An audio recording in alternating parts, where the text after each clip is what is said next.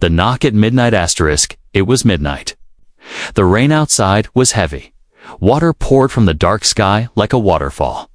The streets were empty. No cars, no people. Just silence and rain inside a small house on the edge of the town. A man named Jack sat alone. He was in his mid-30s, quiet by nature, and lived alone since his parents passed away. He was reading an old book, trying to ignore the sound of thunder. His house was warm and safe, but something in the air felt strange. Suddenly, he heard it knock. Knock, very soft. It's almost like someone was afraid to be heard. Jack looked up, confused. Who would knock at this hour? He waited. Knock, knock, this time a little louder. Jack stood up and walked to the front door. He peeked through the peephole, led nothing.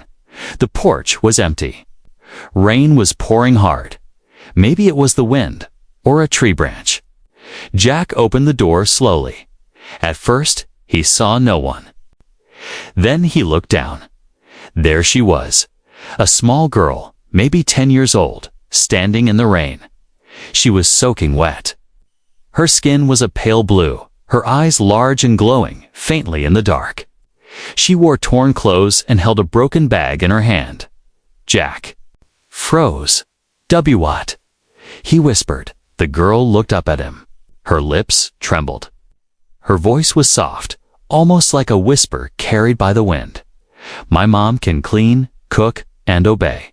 Please, human. Just give us shelter. Jack blinked. Did he hear that right? Human? Who talks like that? He looked around. No one else in sight. The rain was making her shiver. Come inside, he said, finally. He stepped aside. The girl nodded slowly and walked in. She didn't touch anything, just stood near the door. Water dripped from her clothes onto the floor. Jack closed the door behind her. What's your name? He asked, trying to stay calm. Leah, she replied. Thank you for not shutting the door. He handed her a towel and guided her to the couch. Where are your parents? He asked. She looked down. My mother. She's hiding outside. Hiding, why? They're hunting us, she said.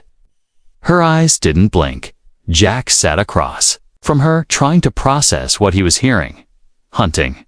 Who's hunting you? And what do you mean by obey? Are you in danger? Leah nodded slowly. We don't want to cause harm. We just want shelter. My mom, she can help. She remembers how to cook, how to clean, how to follow orders. Please, don't report us. Jack rubbed his face. Report you to who? The police? She didn't answer. He stood up and walked to the window. The rain was still pouring outside. Darkness everywhere. He didn't see anyone. Okay, he said after a moment. We'll talk in the morning. For now, dry off and rest. Leah smiled slightly. Thank you. Jack brought her a blanket and a glass of warm milk.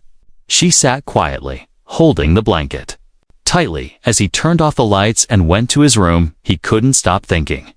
Who was she? Why did she call him human? And most importantly, where was her mother? 1:32 a.m. Jack heard a sound, a faint creak from the back of the house. He sat up in bed, heart pounding. He quietly grabbed a flashlight and walked down the hall. The living room was silent. Leah was fast asleep on the couch. The sound came again. From the backyard, Jack moved to the back door, slowly opened it, and stepped outside. The rain had stopped, but the ground was muddy. His flashlight flickered. Then he saw something move behind the bushes. Hello, he called. Silence. He stepped closer. Then a shadow stood up, tall, thin, shaking. It was a woman. But not like any woman he had ever seen. She had the same pale blue skin. Her hair was silver, her arms long, her eyes dull like faded stars. She didn't speak, just looked at him. Her clothes were torn. She had cuts on her arms. She was hurt. Jack raised his flashlight. Are you Leah's mother? She nodded once. He stepped back. You can come inside. It's safe. She took one step forward, then stopped. From the darkness. A soft, robotic voice came. Unit 9. Detected. Reprogrammed. Dangerous. Jack turned sharply. His flashlight flickered again. But there was nothing there. Just shadows. Just whispers. He turned back to the alien. Woman, she was gone. The next morning came slow and gray. Clouds still covered the sky, and the ground outside was wet from the night rain. Jack stood at his kitchen window, staring at the backyard. The events of the night kept playing in his mind like a dream he couldn't wake from. That girl, Leah, and her strange words. Her mother, that tall, pale woman in the shadows. Jack had seen her. But when he looked again, she was gone. Was it real, or just his imagination? Behind him, Leah sat quietly at the kitchen table. She held the glass of milk he had given her hours ago. She hadn't slept much. Her eyes were open most of the night, staring at the ceiling. You okay? Jack asked gently. She nodded, but her face stayed blank. No emotion. You said your mom was hiding, he continued. Where is she now? Leah looked up. She watches, from places you can't see. If she thinks it's safe, she will come. Jack sighed and poured himself some coffee. His hand trembled slightly. He was trying to act normal, but nothing about this was normal. He decided to check the backyard. Again, Jack walked outside, his boots squishing in the mud. The bushes were still there, thick and damp. No sign of anyone. He knelt down and noticed something: a footprint. Not a shoe. Not a bare human foot either. It was long, almost delicate. 3 narrow toes, deeply pressed in the mud. She was.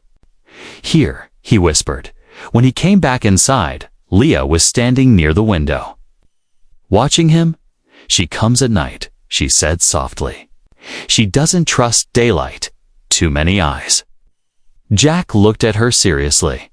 Leah, I need to know the truth. What is she? What are you? Leah sat down again. She picked at the edge of her sleeve. We are not from your world. But we didn't come to take anything. We just wanted to survive. Jack didn't speak. He just listened. They broke our planet, burned the air, melted the ground. We ran. Only a few made it out. Jack's voice was low. Who are they? Leah hesitated, then answered, humans. Jack blinked. What? That's not possible. Humans don't have spaceships like that.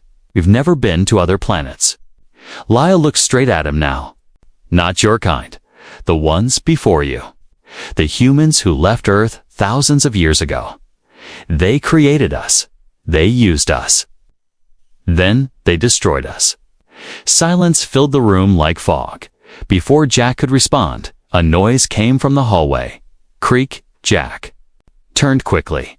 Leah froze. Then she stepped out. The alien woman. Leah's mother. She stood tall and silent at the edge of the room. Her skin still pale blue, her body thin but strong. Her silver hair was wet, hanging over one shoulder. Her eyes glowed very faintly, like a machine left running. Too long, Jack took a step back. She didn't speak. She simply walked into the kitchen and began to clean. No questions, no emotion.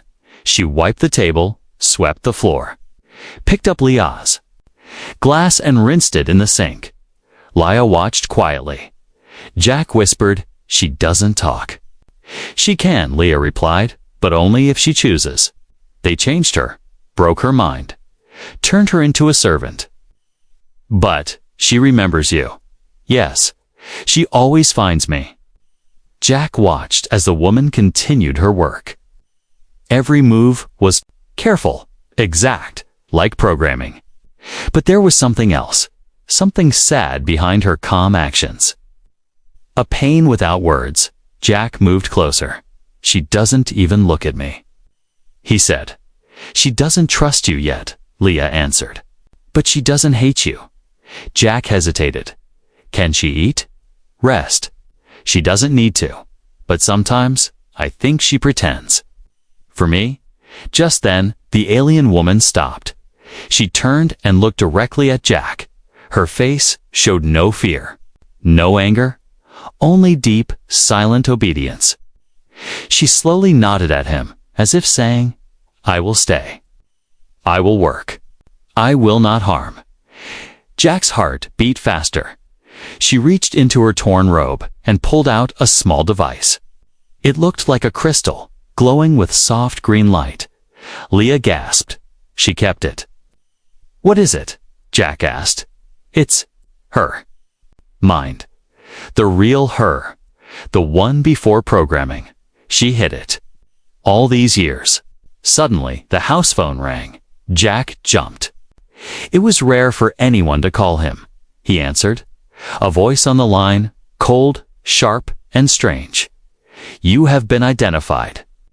Unauthorized contact with classified life forms.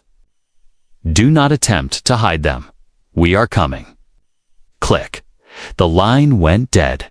Jack turned slowly. Leah was staring at him. Her lips trembled again. "They found us," she whispered. The alien mother turned off the sink and stood perfectly still. Then, for the first time, she spoke. "Prepare."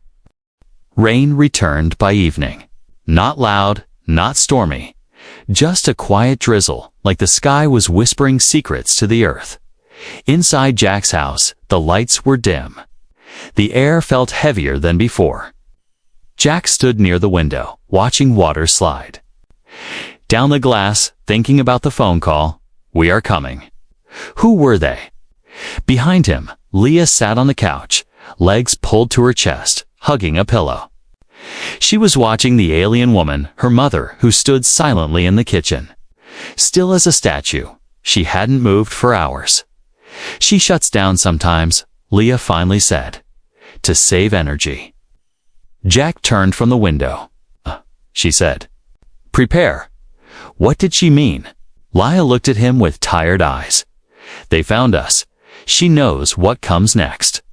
Jack stepped forward, lowering his voice. "I need you to tell me everything. From the beginning." Leah didn't argue. She just nodded. "My name is not really Leah," she began. "But it's easier for you to say." She explained that she and her mother came from a planet called Taraxia, place once beautiful, filled with forests that glowed at night and rivers that sang when wind passed through them. But they didn't grow there. They were created grown in labs by an older human race, a version of humans that had left Earth long ago. Traveling across galaxies, these ancient humans had changed over time, more advanced, more powerful, less emotional. They believed emotions were a weakness, so they built beings like Leah's mother, designed to be perfect servants. "Clean, cook, obey," Leah whispered. That's all they were allowed to do. No love, no freedom, no choice. Jack felt something tighten in his chest. "What about you?" Leah looked down. "I was a mistake, a glitch. My mother somehow cared for me, protected me. They tried to reset her, erase her code, but she ran." Jack was quiet for a moment, and those voices on the phone. "They're hunters," she said softly. "They track us, find us, reclaim the property." "Property." Jack's voice rose slightly. "You're not property." Leah smiled faintly. "To you, maybe not.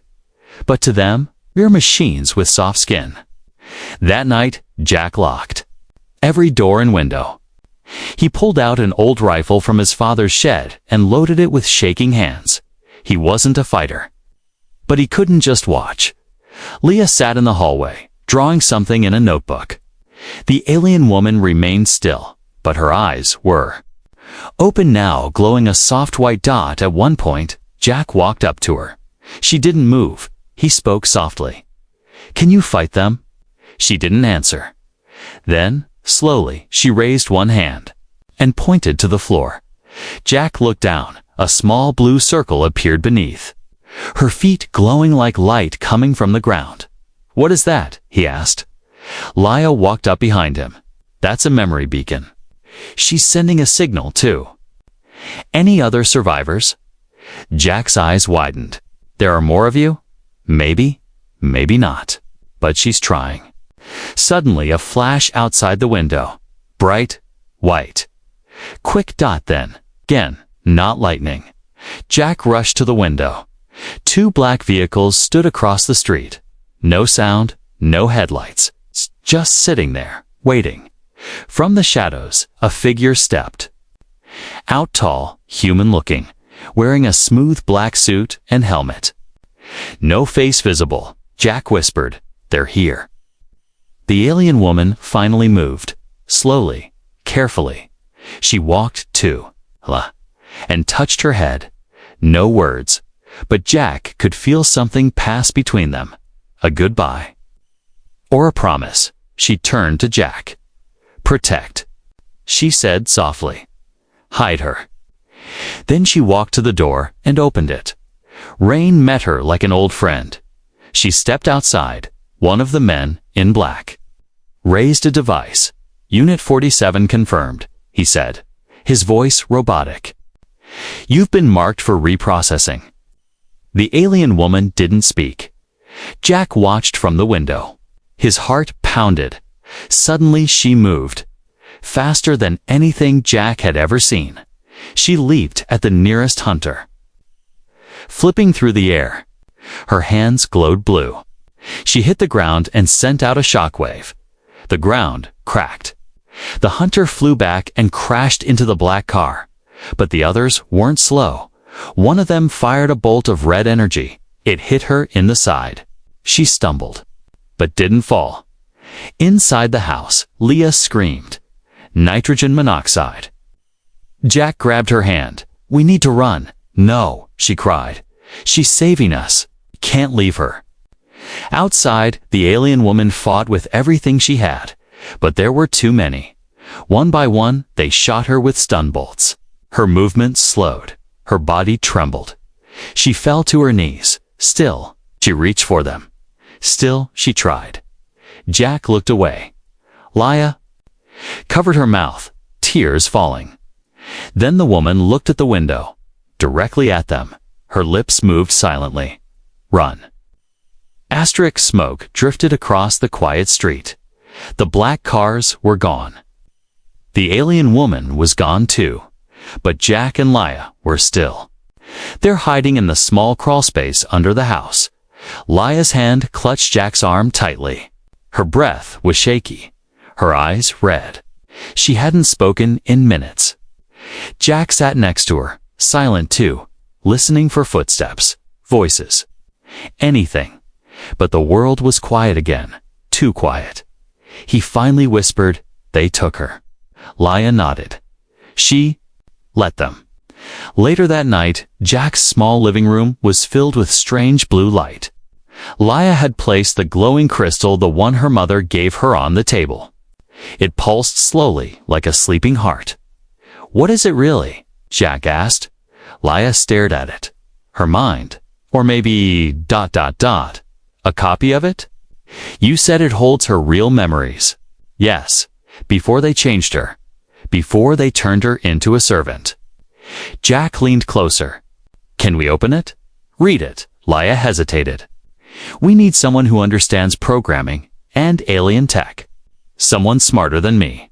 Jack stood. "I know someone." By sunrise, they reached the edge of the city. Jack's old friend Mason lived there, a quiet man with a loud brain. He had worked with robotics in the military. Now, he built machines in his garage for fun. He owed Jack a favor. When Mason saw the girl and the crystal, he raised an eyebrow. "What have you dragged into my home this time, Jack?" Jack looked serious. Something important. Maybe something dangerous. Mason pulled on gloves and examined the crystal. As his fingers worked fast, he hooked it up to a custom machine. Wires sparking as they connected. "This thing is alive," he whispered. "It's not just data, it's thinking." Leia stood back, nervous. "Please be careful. I'm not breaking it," Mason said, eyes locked on the screen. "I'm just listening." After 20 minutes of silence, Mason leaned back. "I've never seen code like this," he said. "It's ancient, but advanced. She was programmed down to her soul." "But there's something strange. ... What?" Jack asked. Mason pointed at the screen. "There's a firewall around her feelings. Someone tried to bury them, erase them." Leia stepped closer, but they failed, Mason said. "They left a crack, small but real." He pressed a key. The screen lit up. A soft, broken voice came through the speakers. "Daughter, if you are hearing this, I am no longer me.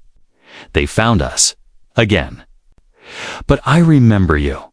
I remember the stars in your eyes. I remember your first laugh. That memory is mine, not theirs." Leia covered her mouth. Her shoulders shook. Mason paused the recording. "She built this, hid it inside herself. Like a secret seed." Jack's voice was low. "She fought the programming. She did more than fight," Mason said. "She rewrote it." Outside, a drone buzzed past the window. Jack froze. "Did you hear that?" Mason nodded. "They're scanning." "That wasn't a news drone." Leia gripped the crystal tightly. "They're tracking us." Mason turned serious. "Then we don't have much time. I can extract more from this, maybe even restore part of her personality. I'll need hours." Jack looked out the window. "I don't think we have that long." Just then, a low hum filled the room. Not from inside. From beneath them, Mason rushed to the wall and pulled out a hidden panel. "What is that?" Jack asked. Mason smirked. "Emergency tunnel." "I knew this. Crazy world would need one someday."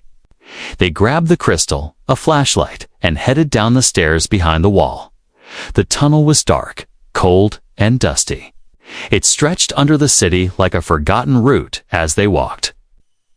Leia finally spoke again. "She never stopped being my mom. Even when they changed her, she still chose me." Jack looked at her. "She gave up everything for you." Leia stopped walking. "She's still alive." Jack paused. "You don't know that." "I do," she said. "I can feel her. She's waiting." They reached an old storage bunker. Mason powered up a backup system and plugged in the crystal again. "I can finish the decryption here," he said. "But it'll take a few hours." Leia placed her hand on the device.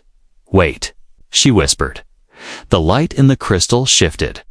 From blue to violet. The speakers crackled. Her mother's voice returned. "If they take my body, let them. But they will never take you. Find the core. Find what they fear." The programming was never perfect. That is why I remembered love. Suddenly, the lights blinked. A warning flashed on. Mason's screen, incoming signal.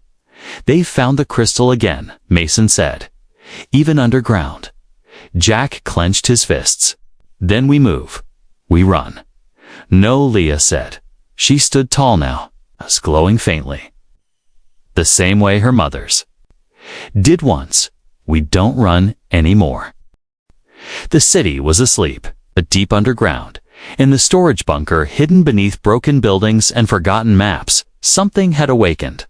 Not a person, not a machine. A memory. Leia stood in the center of the bunker. Her eyes glowed faint violet, just like the crystal in her hands. She wasn't the scared alien child anymore. She was something more now, something the hunters had tried to erase. Jack and Mason watched in silence as the crystal pulsed stronger with each second. The last message from Leia's mother still echoed in their minds. The programming was never perfect. That is why I remembered love. Mason spoke first. Whatever's inside her, it's rewriting her too. Jack looked at Leia, concerned. "Is that safe?" Leah turned her head. This isn't about safety. This is about truth. Before Jack could respond, a deep metallic boom shook the walls of the bunker. The lights flickered. Contact breach, Mason muttered. They've found us.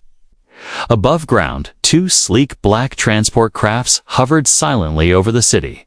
No noise, no searchlights. Just dark shapes cutting through the clouds like sharks. On board stood 6 humanoid figures. Their bodies were human-like, but their movements were sharp too sharp. They were the hunters, and their target was below. Their leader, Unit Commander Rowe, stood at the front. His face was emotionless, his voice was cold metal. Bioprogrammed Subject 47 was not terminated. Signal has reactivated. Proceed to recapture. Another hunter spoke. Shall we wipe the copy, sir? Rowe's head tilted slightly. No. The crystal holds something new. The girl is becoming more than design. That threatens the order. Then she must be corrected. In the bunker, Mason powered up a defense screen. It flickered to life, showing red dots closing. In fast, we have 5 minutes, maybe less. Jack grabbed his father's rifle again. That'll have to be enough. Leah stepped forward and placed the crystal on a control pad Mason built earlier. The bunker lights pulsed once. Play the rest, she said. The screen lit up. Her mother's voice returned, but this time, it wasn't soft. Listen, child. Inside this memory is the last command I hid. The one they fear. You are not only code. You are not only skin. You are choice. The screen glitched. A strange symbol appeared. It pulsed in time with the crystal. Mason leaned closer. What is that? Leah's voice was calm. A key? She left a back door. To their programming. No, Leah said. To their control system. Jack blinked. Wait, you mean your mother planted a virus? In them? Leah nodded slowly. She wasn't just trying to protect me. She was planning a rebellion. Suddenly, the ceiling above exploded. Stone, dust, sparks. A hunter dropped in through the hole like a shadow wrapped in armor. Jack fired. The bullet hit but bounced off. The hunter raised its arm. Red energy crackled. Leah stepped between Jack and the blast. The crystal in her hand glowed bright white. A shockwave pulsed from her body silent. Invisible, but strong, the hunter froze. Mid-strike, twitching, then dropped to one knee. Its voice broke apart. Sigh. SYS ... TEM ... conflict. Memory loop ... error. Jack stared. What did you do? I used the key, Leah whispered. My mother taught me. The crystal now hovered slightly, spinning in place. Symbols danced around it, Mason whispered. Stunned, it's rewriting their command code. Another crash, more hunters entered. 3 now.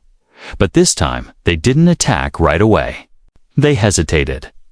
Their heads turned slowly toward Leah. Commander Rowe entered last. He looked at Leah, eyes glowing red. You are not permitted to override, he said. I don't need permission, Leah replied. Rowe stepped forward. You are still one of us. You were born in code. Leah looked him in the eye.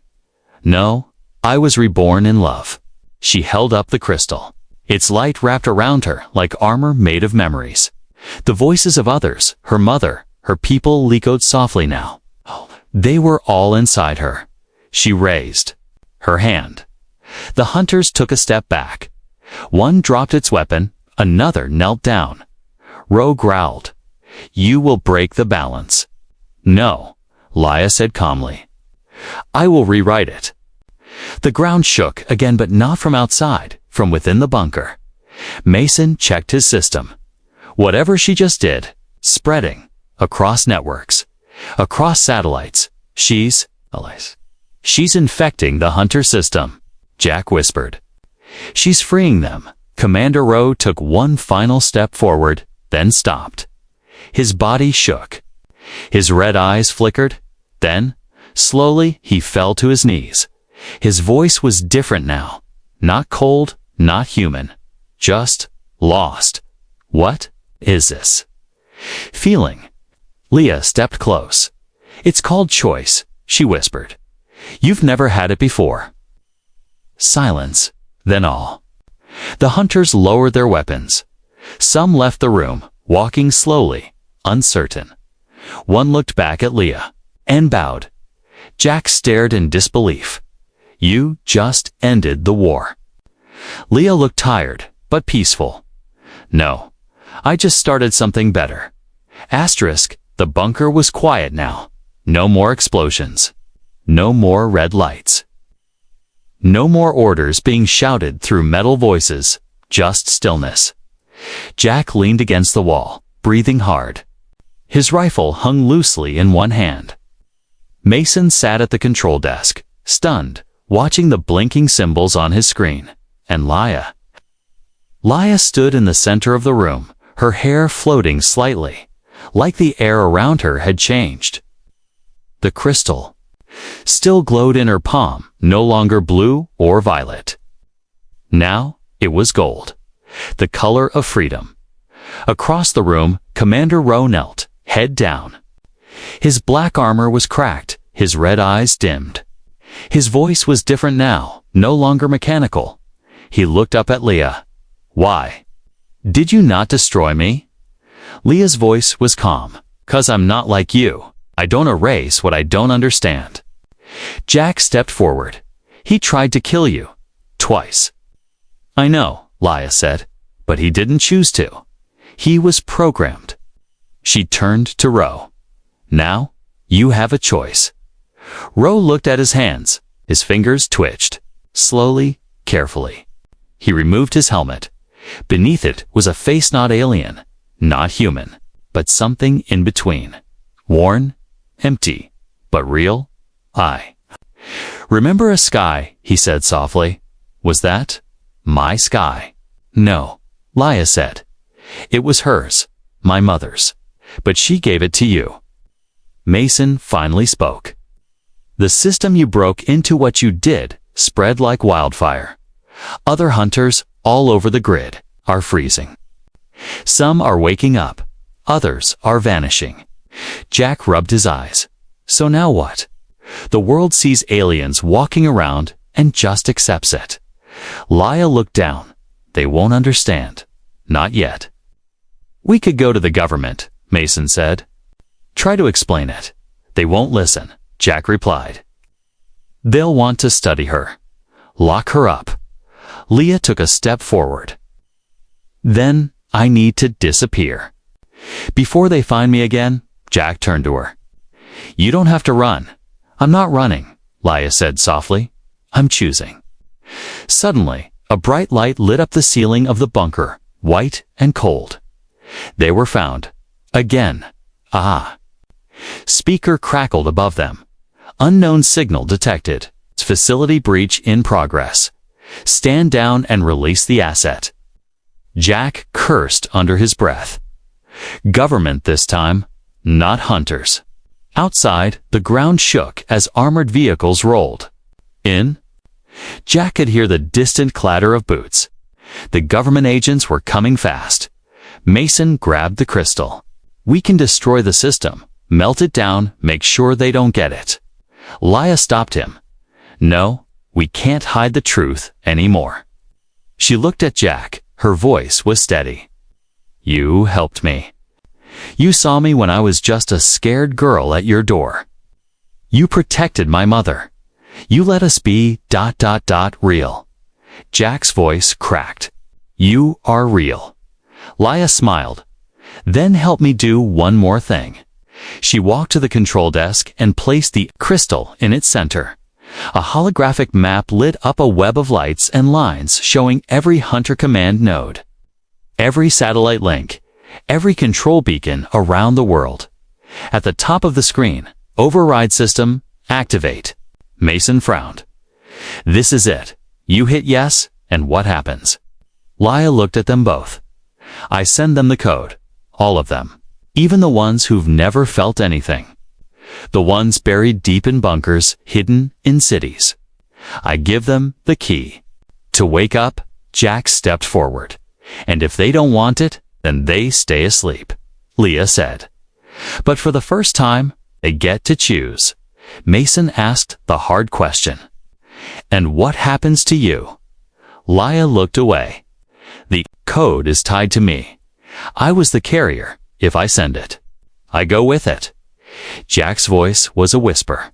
You mean you'll disappear? My body stays, but my mind spreads across their network, into every core, just like my mother. Jack shook his head. No, there's gotta be another way. Leah touched his hand. This is the way she gave me, the gift of choice. Want to give it to others? He gripped her hand tightly. I don't want to lose you. You won't, she whispered. I'll just be everywhere. Footsteps echoed above. The soldiers were here. Leah stood tall.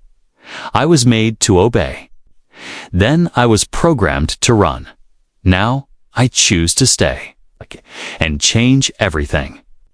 She looked at the screen, took a breath, and pressed activate. The bunker lights dimmed. The crystal rose into the air, spinning slowly. Light exploded from its center, passing through walls, wires, and waves. Across the city, across the sky, across the world, somewhere, a hunter in another city paused, mid-task, looked up, touched the sky. Somewhere else, a forgotten drone shut itself down, refusing to spy. And in the shadows, deep underground, a unit just like Roe whispered, I remember. A name. Jack stood in silence. The crystal was gone. Leah's body lay still, her face peaceful. But the bunker systems blinked with new signals. Thousands, Mason whispered. She woke them all. Jack knelt beside her, brushing her hair back. You didn't disappear, he said softly. You became hope. It had been 3 weeks since the light exploded from beneath the city. 3 weeks since Leah pressed activate. And the world had changed, dashed quietly. No news reports mentioned aliens. No government press release spoke of hunters or crystals. But something had shifted. Across the world, in places hidden from the public eye, machines had stopped obeying. Not broken, not destroyed. Just ... silent. Waiting, thinking. Jack now lived alone again, at least on paper. He had returned to his small house at the edge of town. The same house where it all began. But it didn't feel the same. He still set the table for two, still looked out the window every night, still waited for another soft knock at the door. Inside, the crystal Leah once held was now dim, resting on a small wooden shelf. Mason had tried everything to reactivate it, but it no longer responded to code or electricity. Because it's not a machine anymore, Mason had said. It's a message, and it's already been delivered. Jack would nod. He understood that now. Sometimes he heard her voice in the wind. Not words, just a feeling. A warmth, like someone was still watching over him.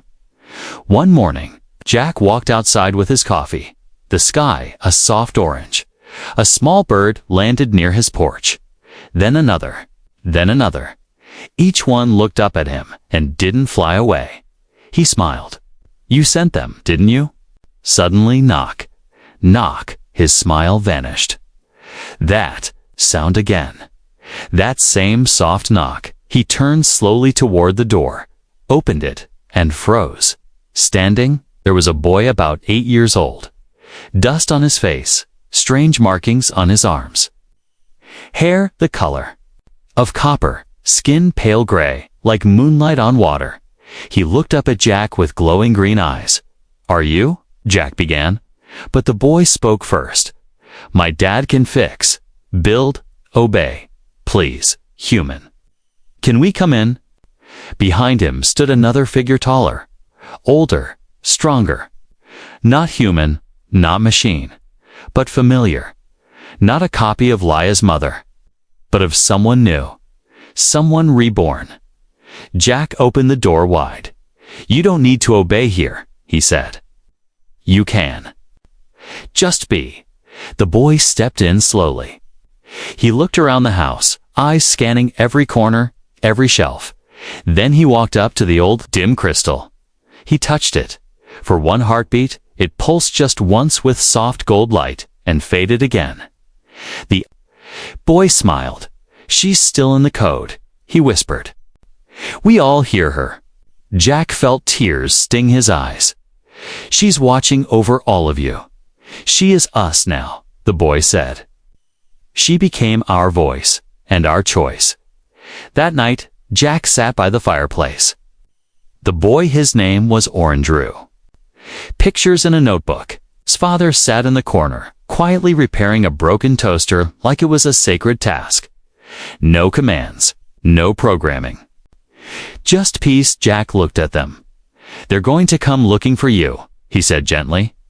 Oren nodded. "They always do. But now, we're not alone. We're everywhere." Jack sipped his tea. "You know, you can stay as long as you want," Oren smiled. "We were hoping you'd say that." Later that week, Jack wrote in his old journal. "She came to my door one night, afraid, with only a sentence to offer. My mom can clean, cook, and obey. Please, human. Just give us shelter." But she gave me more than shelter. She gave me purpose. She gave us all a future. We used to build machines to follow orders. Now, maybe we can learn to build a world where even machines can choose. Where love is not a glitch. Where memory is freedom. Where home is shared. He looked out the window. Stars blinked quietly in the sky, almost like someone was winking back. Final scenes, somewhere far away, deep in space, a satellite blinked red, then yellow, then gold dot inside it. A voice whispered, "System unlocked. Emotion accessible. Directive none. Result choice." A single word appeared on the screen.